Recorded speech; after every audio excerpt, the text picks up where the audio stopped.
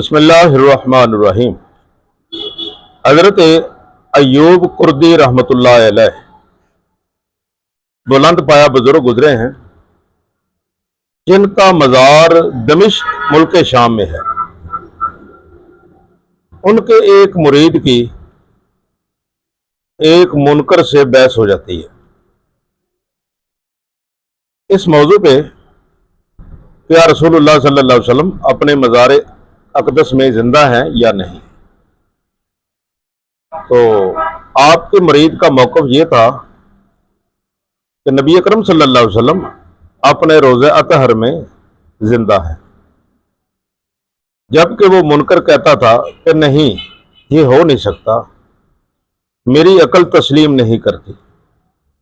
حالانکہ آپ کے مرید نے نبی اکرم صلی اللہ علیہ وسلم کی حدیث مبارکہ بھی سنائی، ان اللہ حرم علی الارض ان تاکل اجساد الانبیاء ونبی اللہ حی یرزق فی قبرہ، کہ بے شک اللہ نے زمین پہ حرام کر دیا ہے کہ وہ انبیاء کے جسموں کو کھائے، تو اللہ کے نبی زندہ ہوتے ہیں اور انہیں قبر میں رزق دیا جاتا ہے۔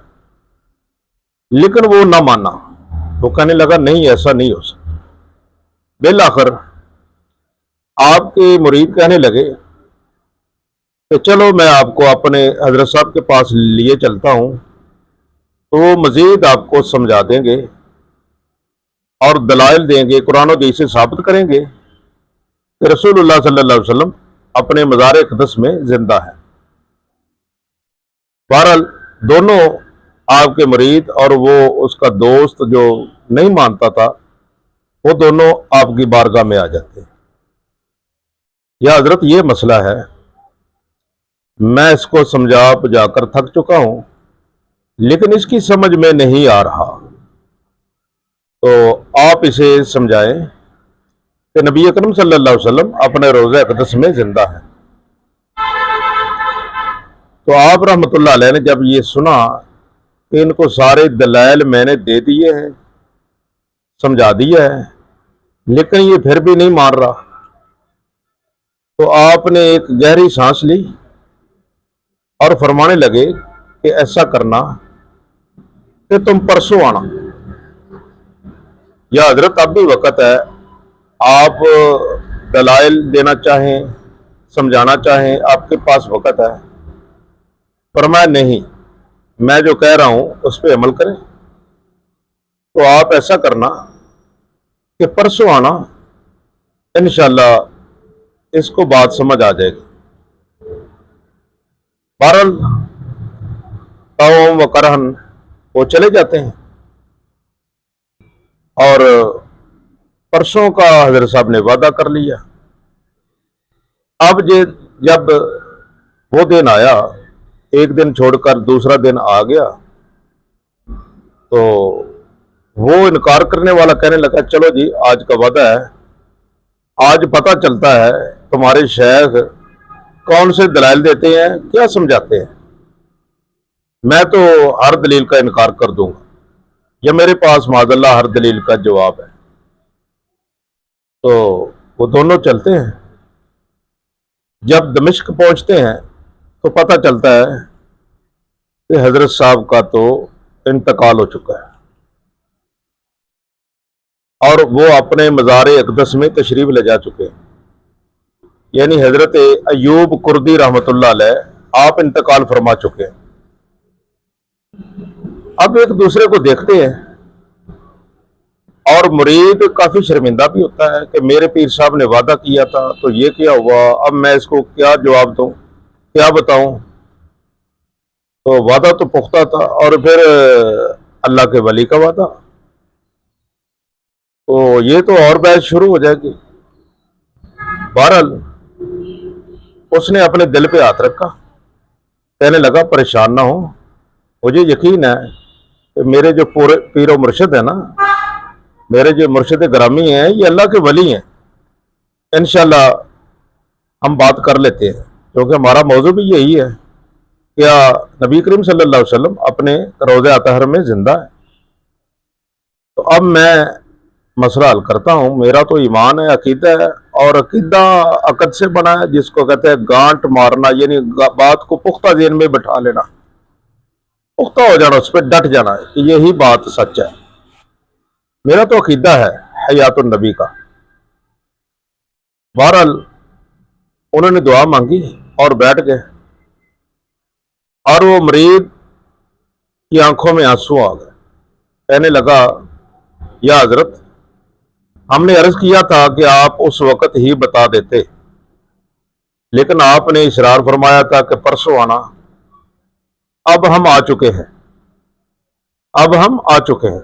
اب بتائیں پھر، کیا رسول اللہ صلی اللہ علیہ وسلم اپنے روزہ اقدس میں زندہ ہیں؟ اللہ اکبر! جب مرید صادق نے پیر کامل کو کہا، بلند آواز سے کہا کہ اب بتائیں، آپ نے وعدہ کیا تھا، تو حضرت ایوب کردی رحمت اللہ علیہ نے اپنا پاؤں مبارک قبر سے باہر نکال دیا۔ اللہ اکبر! سبحان اللہ! پاؤں مبارک قبر سے باہر آ گیا، قبر شک ہو گئی، گویا کہ پیر کامل نے کہہ دیا تم رسول اللہ صلی اللہ علیہ وسلم کی زندگی پہ اعتراض کرتے ہو؟ یہ دیکھو، میں رسول اللہ کے غلاموں کا غلام ہوں، ایک ادنا سا غلام ہوں، اور میں بھی قبر میں تمہاری آواز سن بھی رہا ہوں اور اس کا جواب بھی دے رہا ہوں۔ تو اس کے بعد آپ کا پاؤں قبر سے باہر ہی ہے،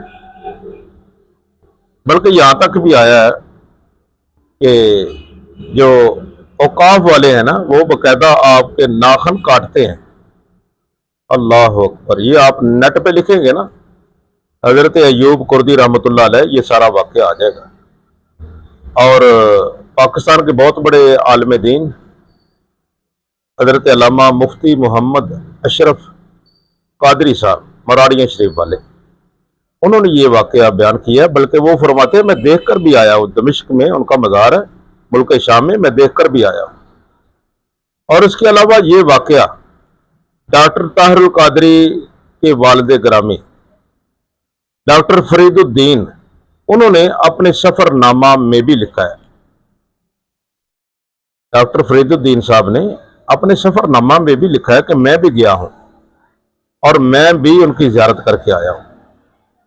بہرحال اب جو بھی صورتحال ہے، میں نے حوالہ بھی پیش کر دیا ہے اور واقعہ بھی بیان کر دیا ہے کہ واقعی جو اللہ کے ولی ہوتے ہیں وہ اپنی قبروں میں زندہ ہوتے ہیں، اور یہ تو اللہ کے ولیوں کی شان ہے نا۔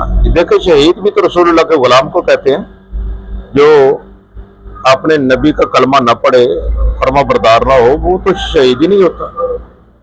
شہید بھی نبی کریم صلی اللہ علیہ وسلم کے غلاموں کا نام ہے، تو اللہ نے منع کر دیا، مردہ کہنے سے منع کر دیا، وَلَا تَقُولُوا لِمَن يُقْتَلُ فِي سَبِيلِ اللَّهِ أَمْوَاتٌ، ہرگز آپ مردہ مت کہیں، بلکہ دوسری آیت میں فرمایا وَلَا تَحْسَبَنَّ الَّذِينَ قُتِلُوا فِي سَبِيلِ اللَّهِ أَمْوَاتٌ، آپ ان کو مردہ گمان بھی نہ کریں، ذہن میں سوچے بھی نہ، کہنا تو دور کی بات ہے، سوچنے سے بھی اللہ نے منع کر دیا۔